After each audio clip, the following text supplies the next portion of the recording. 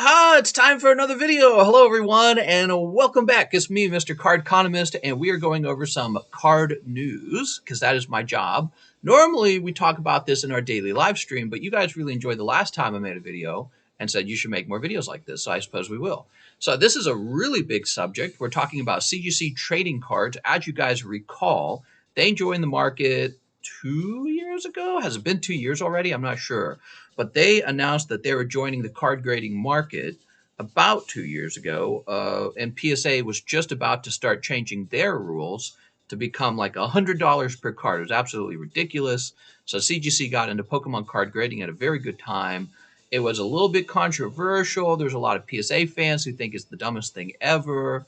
Card grading is a funny thing because there's so much nerd rage and elitism and gatekeeping when it comes to card grading companies.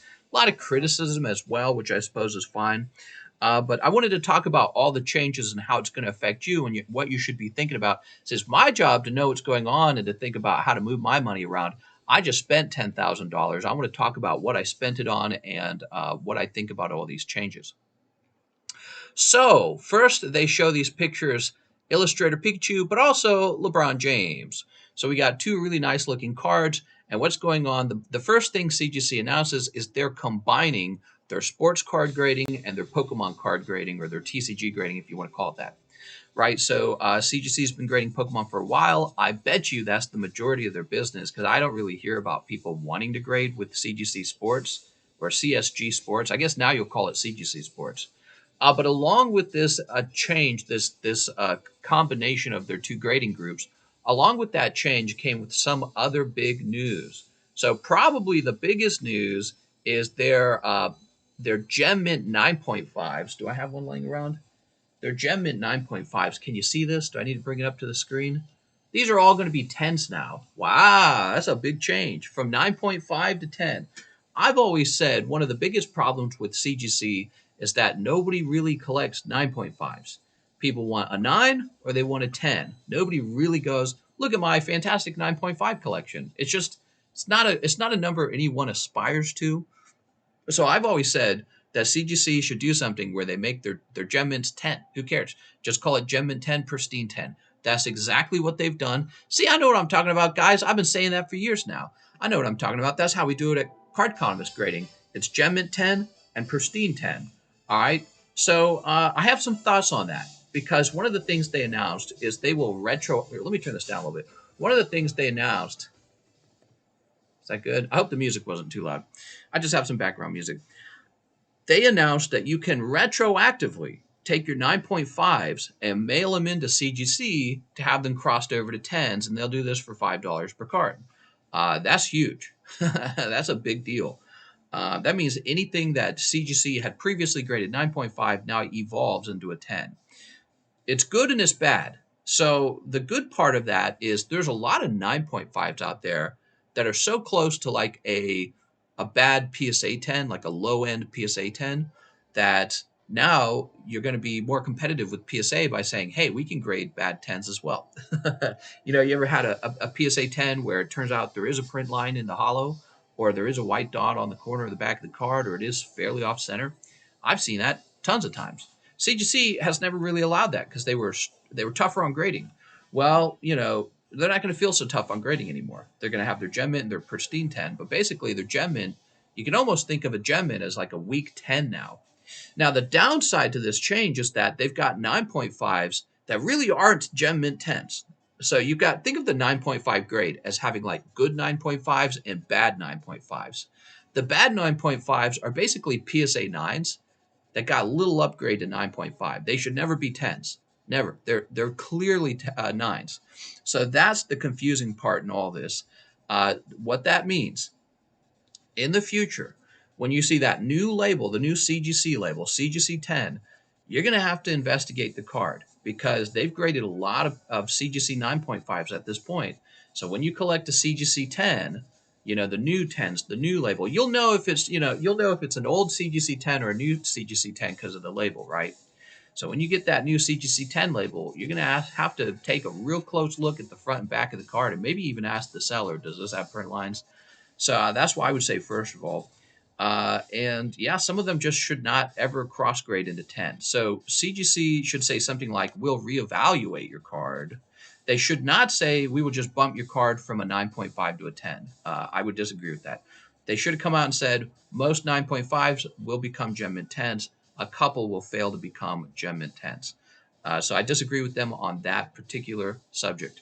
Now, another big controversial thing they did, if we scroll down, that's not all nice, nice, nice, nice. Here we go. So new label. That looks great. That's their new Pristine 10 grade. It's got a golden label. Actually, it's got me thinking for Cardconomist grading, maybe we should have a cool special label too, because yeah, people enjoy the special labels. Think of the black label with the Beckett. So the new change here is there's no more perfect 10. And I don't think that's a good move either. I would say one of the main reasons you send in with CGC is you have a chance at a perfect 10, right? And this is in direct competition with the BGS 10. So the BGS 10 still sells for great premium. There are people who go crazy over BGS 10s, and CGC was kind of like second runner to that, where they had their perfect 10s. I've got a couple perfect 10s myself. So the idea that they're not grading those anymore, it's a little disappointing. If they are the leader in technology or skill when it comes to grading, you'd think they'd be able to offer a grade like that. One of the reasons we don't offer it at Cardconomist Grading is because without better equipment, I would say like computer software, I don't want to claim to have a perfect card, but they really should have that equipment. What they ought to do is they ought to offer something where you can have your card tested for perfect. So you can say, if it's pristine, please test for perfect, $10 extra per card. I don't know. So just like they used to do that with subgrades, they should do that, have my card tested for perfect 10. I would pay extra for that. Speaking of subgrades are going away. I'm fine with that. I never liked the subgrades. When I graded with BGS, I didn't do subgrades. Where are my BGS grades? Here we are. Oh my gosh. So here I graded with BGS, no subgrades there. I don't know if you can see. I'm sorry. No subgrades for me. I don't like subgrades. I find that they're a waste of money, and they don't really show you what's wrong with your card. They just help point you in a direction. And you spend so much extra money on the subgrade, you got to sell your card for a lower margin. Doesn't improve the grade. Like either way, your card's grading 9. It doesn't matter what the subgrades say. And when it came to 9.5s, ironically, the subgrades can actually make it harder to sell your 9.5s. Because if your subgrade comes back a 9, they don't want it. But if it comes back 9.5, they'll still think about it. They'll be like, maybe. You see what I'm saying? So subgrades never really help. So they pointed out that only 5% of all the people grading cards with them were requesting the subgrades. Okay, so that's a lot of information. New label. They're combining companies, the sport grading and the TCG grading, and no more perfect grades. New golden pristine grade. Am I missing anything? I don't know if I'm missing anything. Overall, I think that this is a fantastic move by CGC because it finally makes their 9.5s go away. And I like the new look on the pristine 10s, so I think those are still going to have a value over a regular 10. Um, I just think that they shouldn't have gotten rid of the perfect 10s because now they're leaving up too much competition to BGS. And they should not have said you will automatically get your 9.5s into 10s, that some of them will be retested to see if they really deserve to be 9. They should have said the 9.5 is more like a middle grade, and middle grades have to be retested.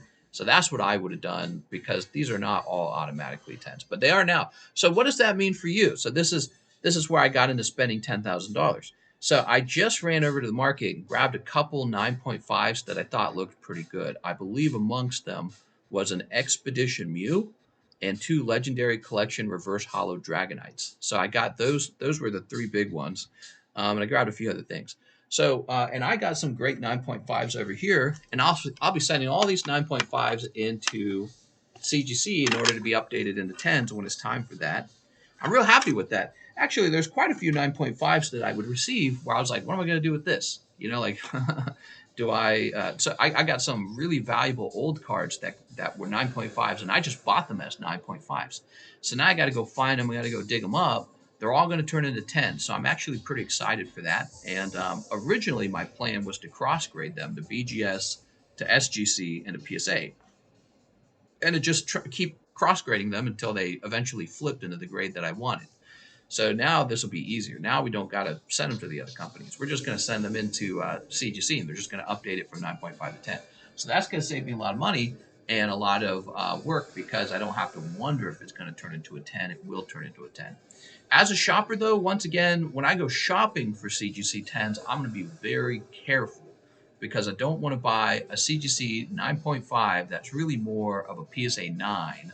And this is a really big deal. Like, so for example, I think we can go here. Don't look at that. So let's see. I don't know what that was going to be.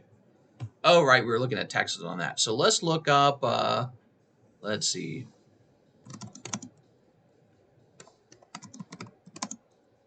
First, Lugia Neo. All right, let's look up Lugia Neo. We got this guy. No, it wasn't PSA. It was CGC 9.5. All right, so we got this CGC 9.5 Lugia with 6 hours on it tonight. And look at the surface. The surface says 9. All right, so this is a PSA 9 that got bumped into a CGC 9.5. That's exactly what this is. I guarantee you that the surface issue is in here somewhere. Could be, oh, right under his feet. Look right under Lugia's feet. You can see the print line. See his feet? It's between his feet. Do you see it? So, and there might be a vertical print line too, it looks like. A little to the bottom left there. So, Lugia's got issues in the hollow foil. And with PSA, that's definitely a 9. But CGC said, well, it's nice enough in the other ways. We'll give it at least a 9.5, right? So all that's still good. 9 and 9.5 is still good. I always thought of this scenario as sort of like it's a little bit of a strong 9. Now that it's just turning into a straight up 10, I don't know, because PSA would not have given that Lugia a 10.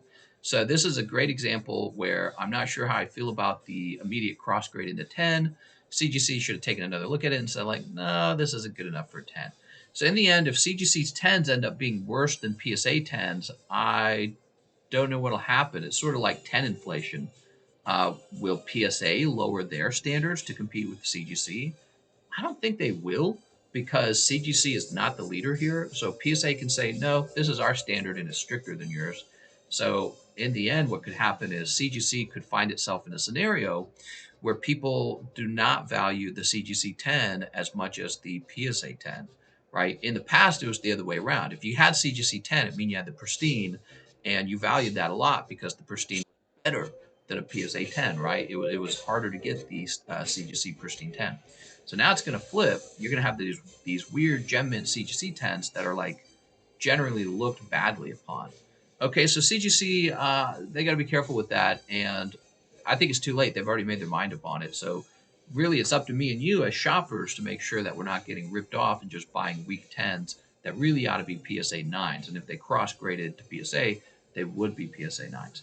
So this is going to raise the value of some PSA 10s, and people are going to look at the CGC 10 with a bit of a hairy eyeball. They're going to give it the hairy eye. But there were also, let's see what we got in general. So CGC 9.5, let's take a quick look. We're just on eBay.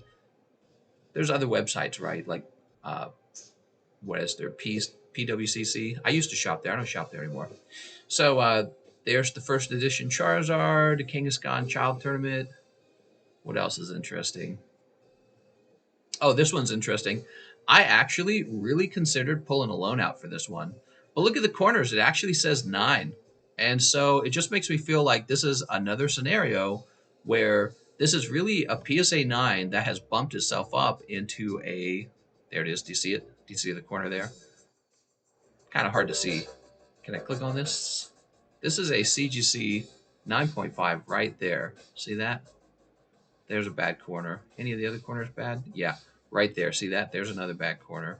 This might be a dot right here. And this looks like a little bit of a dot here.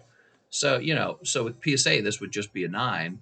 And it's gotten a CGC 9.5. That's great. But now it's going to be a CGC Gem Mint 10. I mean, I don't know how to feel about it. Is it worth it? Is it actually worth 20,000? If I couldn't cross it into a PSA 10, is it really worth 20,000, or is it more like an overpriced PSA 9? So that's the really tricky part. The only good thing I would have to say is I think that we never really see PSA 10 sell for only 20,000. So I thought about this Gold Star Torchic. I don't even like the Gold Star Torchic, to be honest. That's why I've not bought one all this time, is because it's not because I can't afford it, by the way. I actually can. I just don't want him. But this is another one. So here's a Gold Star Charizard. I think a lot of people are looking at this right now. Take a look at this card. 13.8. 5 watched in the last 24 hours. Is everyone else doing the same thing as me? And that is a nice looking card. I like this one. So this one I thought about buying, but I decided 13.8 would drain so many resources. I was better off picking up the Dragonites and the Mew. Yeah, so this guy's actually in pretty good shape, and my guess is he sells. I believe he last went for 18,000 in auction as a PSA 10. With the way that one looks, that one might cross grade into a PSA 10. There could be hidden problems that we can't see. Like there could be a print line in the actual hollow foil. That could be why it's a 9.5. Since there's no subgrades, that's obscured. That's why I say subgrades actually make it harder to sell your 9.5 because it informs the buyer to stay away.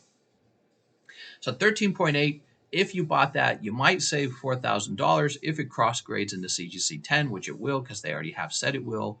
But the question is it parity with the PSA 10 in terms of being a gem mint? And if it is, then wow, good for you. You got that $4,000 cheaper. Let's see what else. So there's that Lugia. By the way, the Lugia, PSA 10 Lugia, I think last sold for like, I can't remember. Was it like 70,000? It was some absurd amount. I actually can't remember. So maybe somebody in the comment section tell me what it last sold for, because I know one of you guys will know. What have you guys gone out and bought any 9.5s? Here's a good one right here. This Pikachu. That's Gold Star Pikachu. But look at the corners. Corner says 9 there. 6 watched in the last 24 hours. Let's take a quick look. This is from Low Pop, and I bought from him before. Look at that corner. Look at that corner. Do you see this? That corner is very clearly a white dot corner. And so this is basically a weak 9.5, and that's exactly what it is because corners say 9. He's still going to get the nice sale on it because, look, 37 people watching, 6 new people watching in the last 24 hours. Probably it's going to sell and get cross-graded into a CGC Gem Mint 10, but it shouldn't be a 10. It should actually be a 9.5 at best. Any other interesting ones? Here's a base set 2 Charizard. See, this is the thing. Look at the base set Charizard. He's well known for being very hard to grade PSA 10. It's very well known that he just doesn't grade PSA 10 very easily. So the idea now that you can kind of get around that by going to CGC and turning your CGC 9.5 into a 10, it's not a good feeling. And it has me feeling like it's going to sort of reduce people's trust in the CGC 10.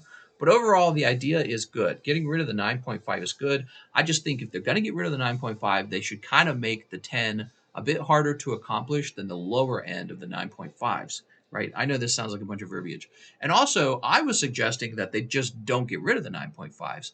I think 9.5s should stick around, and they should do what I do. I call them mint 9.5s. So the grades are Mint 9, Mint Plus, which is 9.5, Gem Mint, Pristine, right? So that's my grading system. And they should have just kept the 9.5s and called them Mint Plus and said, hey, we'll regrade your 9.5s as either CGC Gem Mint or Mint Plus. That's what they should have offered. That would have been a better system. But now you're going to have like these cards like the Lugia first edition that is clearly like a false 10, and it's going to maybe hurt their reputation a little bit. But I'm all right with it. I don't think it's going to matter too much. Just remember to always look at the card before you buy it. Look very carefully and ask yourself, will this cross into a PSA 10? So let's go back to that article. Where was it? Was it here? Let's make sure we didn't miss anything. What happened to subgrades? What I do with my Gem Mint 9.5s? Cards graded Gem Mint 9.5 are equivalent to 10. You can keep your 9.5s and they will be considered Gem Mint 10s in Verify CGC card certification. If you want to reholder your 9.5s to 10, you can take advantage of our reholder special, just $5 for cards valued under 10,000 through September 30th. See, so you're going to be able to send your cards back in to get them turned into 10. What happened to the perfect 10 grade? Here it is, perfect 10 grade, which was seldom used. I don't agree with that. Will no longer be assigned. In surveys, the majority of respondents stated that 3 PSA 10 grades would be too many. After careful consideration, CGC cards decided to make the top grade Pristine 10 over Perfect 10 because of its Significantly greater number of Pristine 10 cards have been certified. Perfect 10 grade will still be supported. Yeah, I think that they're going to, my opinion, they should reverse that decision. There should be a perfect 10 grade. It competes with the black label and it gets people very sweaty when they see it. You know what I mean? All right, let's see. Da, da, da. Why is the company changing to CGC? All right. So it looks good. Let me know what you guys think of all these changes. Overall, I think that it was a smart decision. You heard me say from the very beginning, CGC shouldn't have ever called this Gem Mint a 10. It should have called this Gem Mint a 9.5 from the very beginning. And other than those few hiccups and the fact that they should have kept Perfect 10, I think overall this is a great change. Some people like the blue label. I think that they're correct to change to a boring black label. Uh, First of all, I don't care about the label either way. So let me state that. I don't care. They could have colored it green. Who cares? To me, it is not the label. It's all about the card inside of the holder. That's really all that matters, guys. So the card inside of the holder needs to be authentic and properly graded. That's all that matters. They could have a purple label. Who cares? But some people really cared about the label. So for people who hated the blue color, they're going to get a black color now. I think having a label that's very boring, uh, it helps because if you like the color blue, you like CGC labels a lot more, but not everybody likes the color blue. So I think black and gray and white are very mute colors and they're just going to be fine. They look professional and happy. And I continue to like the CGC holder, and I continue to like CGC's price for grading. And now that when you send a CGC, you're not going to get 9.5s, you're going to get 10s. I suspect we're going to see a lot more CGC grading on the horizon. And I might offer them again as a middleman service because of this change. So we'll have to see. What do you guys think? Would you like to see that? Would you like to see CGC middleman service again? We have PSA middleman service, and it's kind of slow. We don't get as many people in there. Maybe I'll stop doing PSA submissions for a little while and offer CGC submissions instead and see if there's more traction because I'll do it at a lower price. All right, so that's been fun. I think that's everything I had to say about it. Yeah, that's everything I had to say. Pretty nice, guys. So I'll see you guys in the live stream. I can see I got to go live in like 12 minutes. See you guys later.